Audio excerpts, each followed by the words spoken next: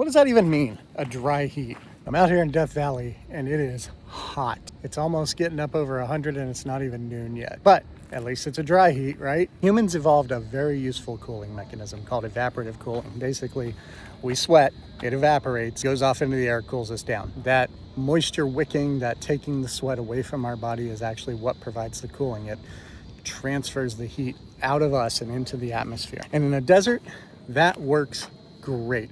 The air is so dry, it is thirsty for your sweat. It just wants that sweat. But in the East Coast, where the humidity can be 80, 90, even higher, the air doesn't want your sweat. The air cannot hold any more water. And the heat is compounded by the fact that you can't take away your heat by sweating. This is like why dogs pant, right? Dogs pant because dogs can't sweat.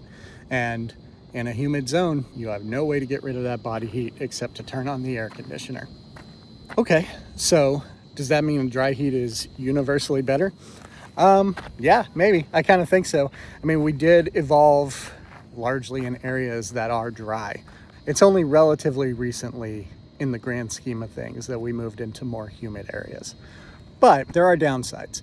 In the dry heat, you dehydrate much faster. You need to really watch your hydration when you're out here. In fact, I've been out here for just a couple of minutes and I am already getting that really dry mouth. On the other hand, when it's dry out, doing other mitigating practices like getting in some shade, fanning yourself, having a nice wind, these are all much more effective, or at least they feel more effective than when you're in that hot, thick, heavy, humid air. But is the air that heavy? Actually, humid air is less dense than dry air.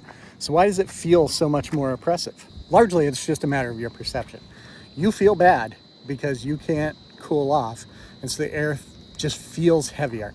And also, there is a little bit of something to you're breathing in more water vapor in the air than you might normally be, and so you can have that feeling of being a little bogged down. On the other hand, there are definitely downsides to being in this dry heat. But call me a cliche, I will take the dry heat over the humid heat any day.